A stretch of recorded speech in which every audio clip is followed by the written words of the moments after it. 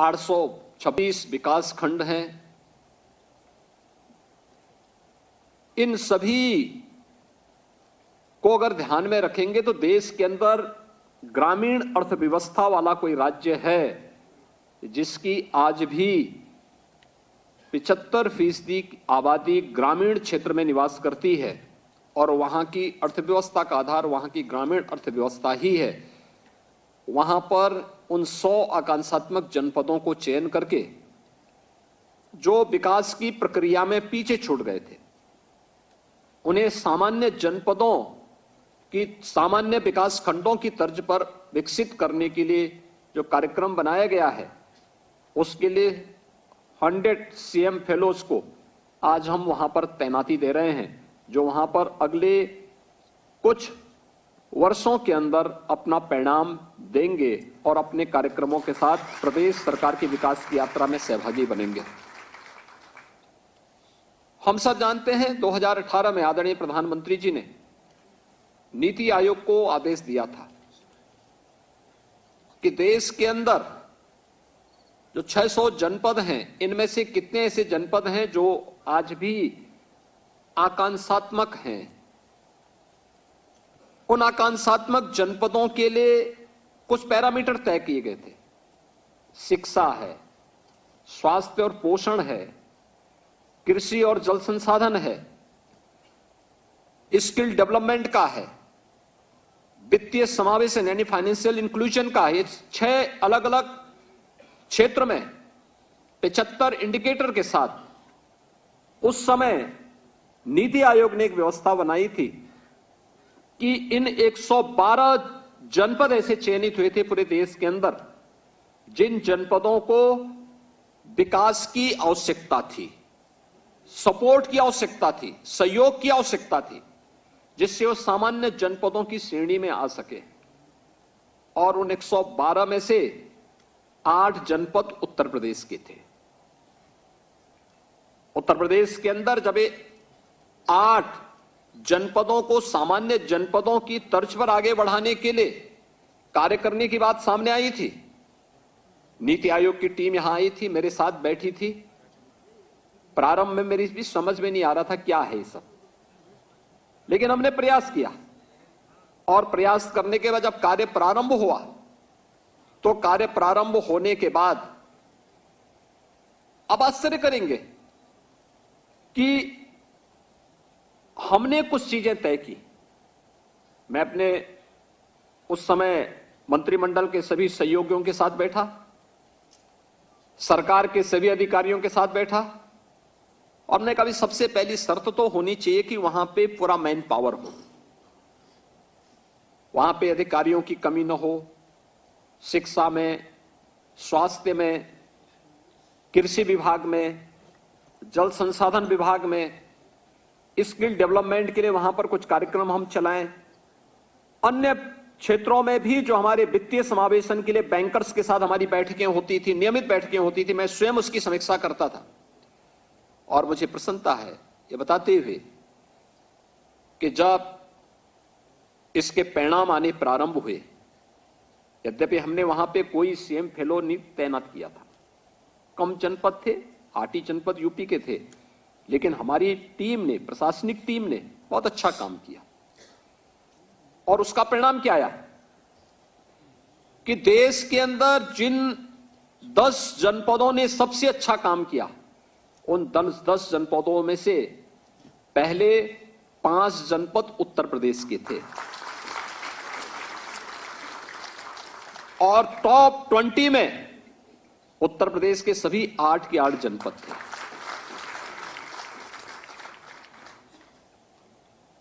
यानी नियमित मॉनिटरिंग और शासन के द्वारा कोई अतिरिक्त पैसा नहीं दिया गया। प्रधानमंत्री जी की शर्त थी कि कोई पैसा अतिरिक्त नहीं देना है, कन्वर्जन के माध्यम से सारे कार्य होने हैं और परिणाम हम सबके सामने। और ये रिजल्ट ये बताता है कि समस्या पैसा नहीं है, समस्या उसके नियोजन की और उचित समीक्षा और उसकी उचित मॉनिटरिंग की है। और जैसे ये कार्य प्रारंभ हुआ, परिणाम सामने आता हुआ दिखाई देने लग गया। और इसीलिए हम सब ने उसी से प्रेरणा प्राप्त करके आदरणीय प्रधानमंत्री जी की प्रेरणा से, उनके मार्गदर्शन में ऐसे जो 826 विकास खंड हैं, उन विकास खंडों में भी 100 ऐसे चयन किए जो इन सभी पैरामीटर्स में पीछे छूट गए। उनको विकास की मुख्य धारा के साथ जोड़ने के साथ साथ सामान्य जनपदों की तर्ज पर हम आगे विकसित कर सके, इस पर कार्य प्रारंभ करने के लिए हम लोगों ने नियोजन विभाग में डैशबोर्ड बनाया, चयन की प्रक्रिया प्रारंभ की। और मुझे सबसे अच्छी प्रसन्नता इस बात की है कि 26,000 से अधिक लोगों ने इसके लिए आवेदन किया। चयन होने थे 100, और यह भी हर व्यक्ति जानता था कि जो चयन होना है उन्होंने एक शोधार्थी के रूप में काम करना है, इंडिपेंडेंट नहीं, वहां ब्लॉक की टीम के साथ में एक समन्वय, टीम वर्क दिखना चाहिए। उस टीम वर्क के साथ उनको कार्य करना है, और वहां पे शासन उनको इस दौरान एक निश्चित मानदेय देगी, लेकिन उनको अपने हर एक गतिविधि को प्रतिदिन अपडेट करना पड़ेगा। कहां का विजिट किया, वहां के परिणाम क्या है।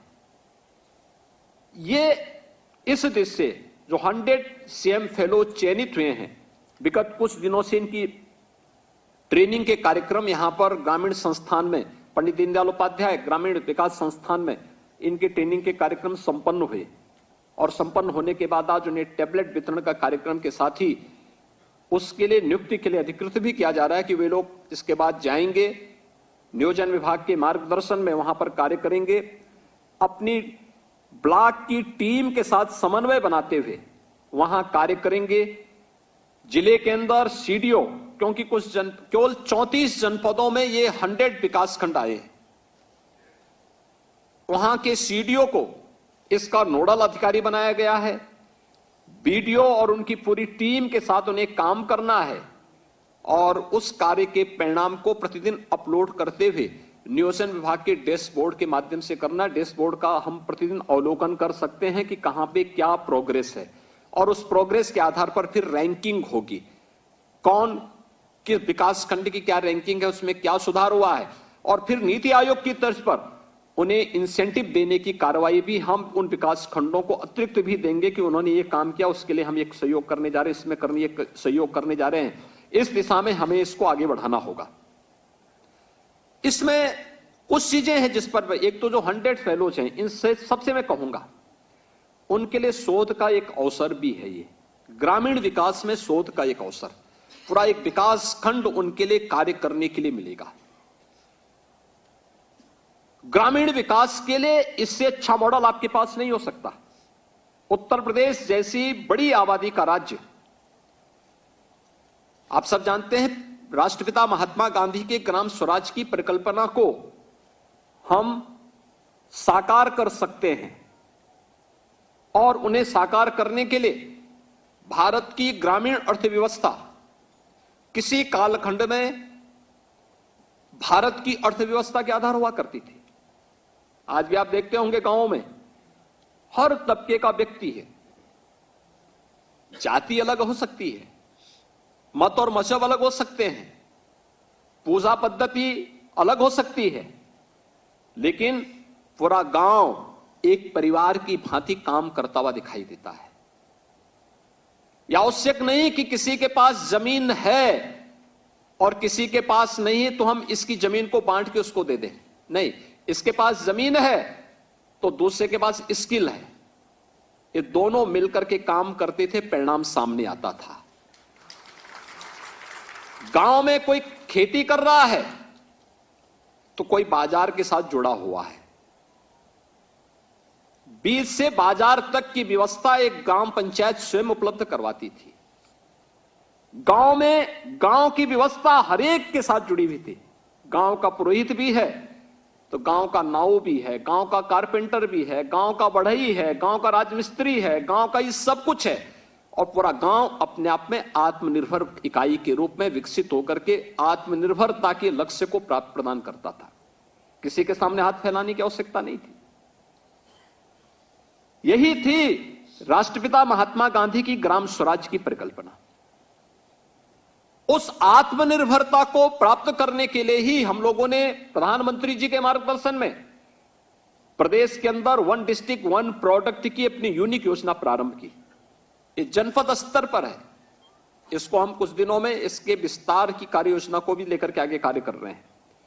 लेकिन मैं आप सबसे कहूंगा, जो 100 सीएम फेलोज आज शोधार्थी के रूप में उन विकास खंडों में तैनात हो रहे हैं, उनसे मेरा आग्रह होगा कि वहां पर जाकर के उनको कुछ कार्य करने होंगे। और अपना देखिए, हमारी सबसे बड़ी कमी क्या है, हम अपने कार्यों का डॉक्यूमेंटेशन नहीं कर पाते, डाटा को कलेक्ट नहीं कर पाते। और जब हमारे पास डाटा नहीं है, डॉक्यूमेंटेशन की कार्रवाई हमारी कायदे से नहीं होती है, तो फिर हम उस पर कोई अच्छा शोध पेपर भी तैयार नहीं कर पाते। मैं आपको बताऊं, अभी हम लोगों ने मंत्री समूह अपने गठित किए। वे मंत्री समूह जगह जगह जा रहे हैं। वे नियमित रूप से रिपोर्ट भी मुख्यमंत्री कार्यालय को उपलब्ध करवाते हैं। 75 जनपद थे, तो मैंने 25 जनपद स्वयं ले, 25 जनपद केशव प्रसाद मौर्य जी को, 25 जनपद श्री ब्रजेश पाठक जी को दिए कि भाई हम लोग भी विजिट करें और देखें मंत्री समूह के कार्य के साथ साथ वहां पर कार्य की गति को कैसे तेज किया जा सकता है।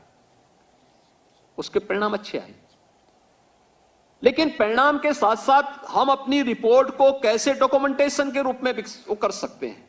मैंने देखा, मेरे पास 25 जनपदों की पूरी एक थीसिस श्री ब्रजेश पाठक जी ने प्रस्तुत की। उन्होंने कहा कि देखिए, मैं इन जनपदों में गया था और इन जनपदों को इस रूप में हमने वो करके बैठक ली, अलग अलग ग्रुप के साथ कैसे हम बैठे, उसके परिणाम कैसे सामने आए। अपने आप में इतनी मोटी थीसिस तैयार हो गई। वो अपने आप में एक डॉक्यूमेंटेशन है। उस पर अगर वो लिखना चाहेंगे, अपने आप में एक बहुत अच्छी पुस्तक लिख सकते हैं, क्योंकि ये हम समाज से ले रहे हैं और एक अवसर होगा आपके पास कार्य करने का। मैं जब बार बार कहता हूं, हो सकता है मेरी बात को बहुत सारे लोग बुरा मानते होंगे, मैं जब बार बार कहता हूं कि शिक्षकों को पठन पाठन के अलावा उनको गांव की जनगणना के साथ साथ मतदाता सूची के कार्य के साथ जरूर जाना चाहिए। उसने गांव की सामाजिक आर्थिक परिस्थिति की पूरी जानकारी हो पाती है।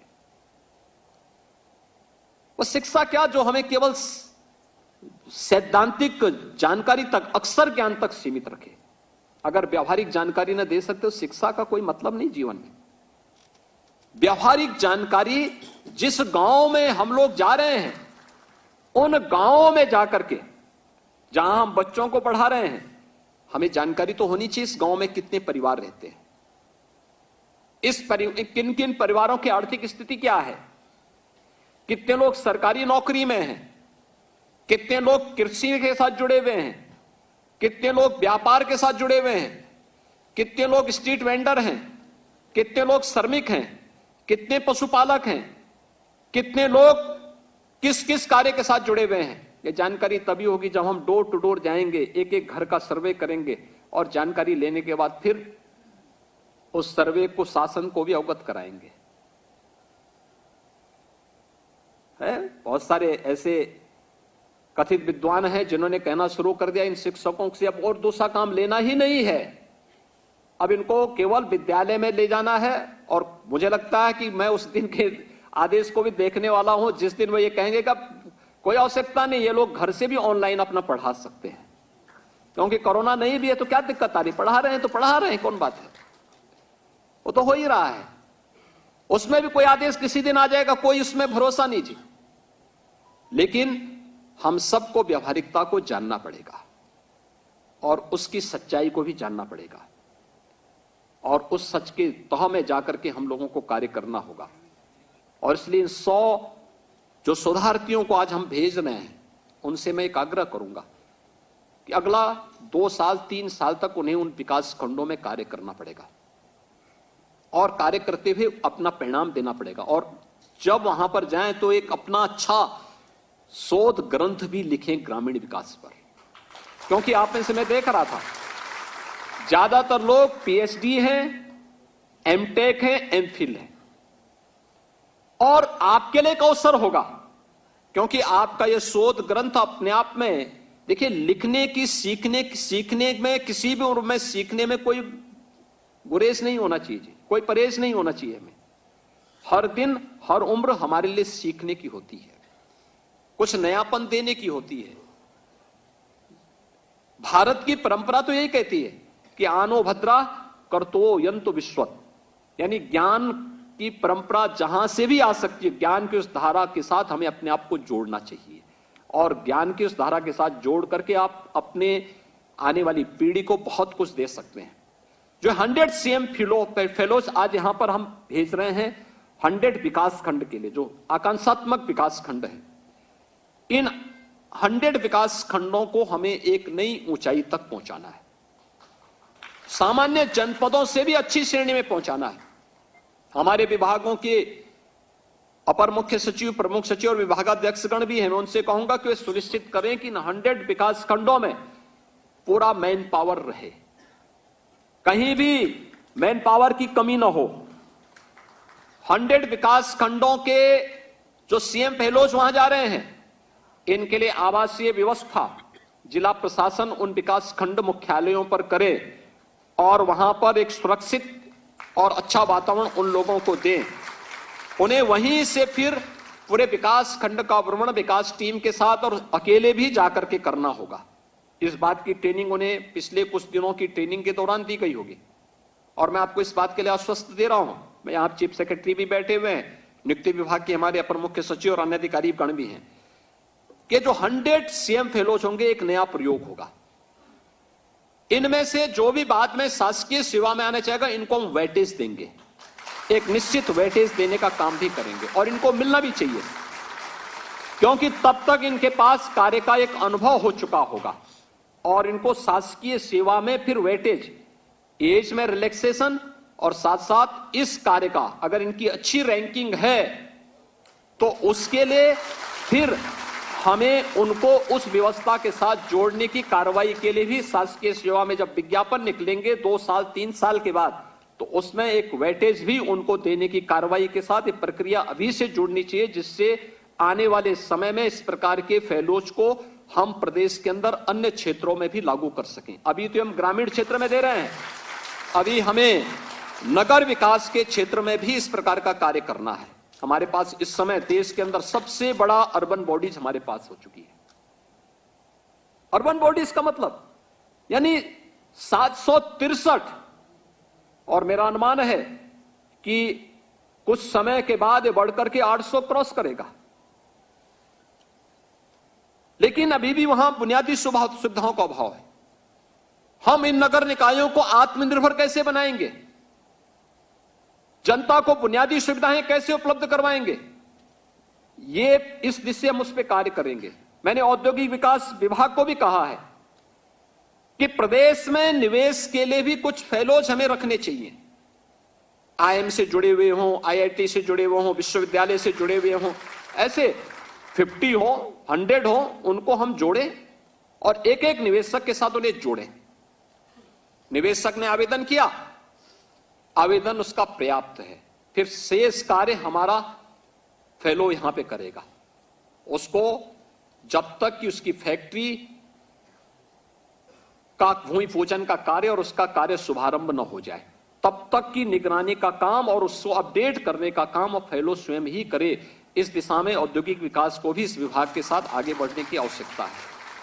हमें निर्णय लेने की प्रकृति के साथ आगे बढ़ना होगा, अपनी यंग जनरेशन को आगे बढ़ के उसकी ऊर्जा का लाभ हमें लेना होगा।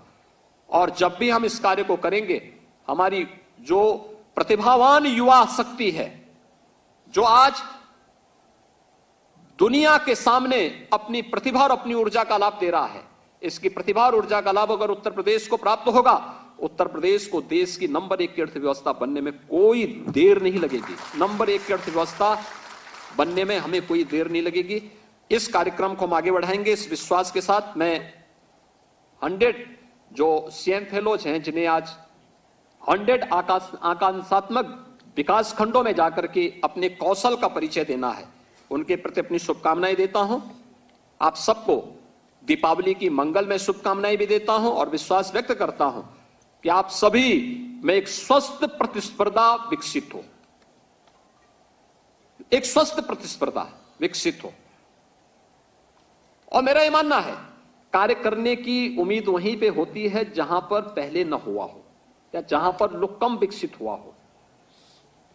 आपको उस कंपनी के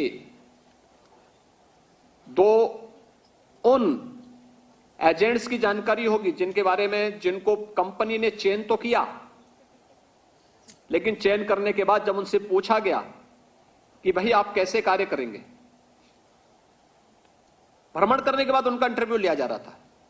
दो लोग थे, दोनों में से दोनों ने अलग अलग वक्तव्य दिए। एक ने कहा, जूता बनाने वाली कंपनी थी, तो उसने कहा साहब यहां पे जूता फैक्ट्री चल नहीं पाएगी। तो उन्होंने कहा क्यों? कहा साहब यहां कोई जूता पहनता ही नहीं है। दूसरे से पूछा गया, उसने कहा कि चयन एक का होना था। उसने कहा साहब यहां पे फैक्ट्री बहुत अच्छी चलेगी क्योंकि यहां किसी के पैर में जूता नहीं है, और जब हम बनाएंगे उसका प्रचार प्रसार करेंगे, हम उसको पहनने का अभ्यास करवाएंगे तो ये जूता खूब बिकेगा। और उस 2 सेकंड वाले का ही चयन हुआ जिसने कहा साहब यहां पे चलेगा क्योंकि यहां संभावना है, और वह संभावना आपके लिए अपने आप को, अपने कौशल को दिखाने का एक अवसर 100 विकास खंडों के अंदर 100 सीएम फेलोज को उपलब्ध कराया जा रहा है। आप सभी के प्रति मेरी शुभकामनाएं हैं। धन्यवाद। जय हिंद। बहुत बहुत धन्यवाद।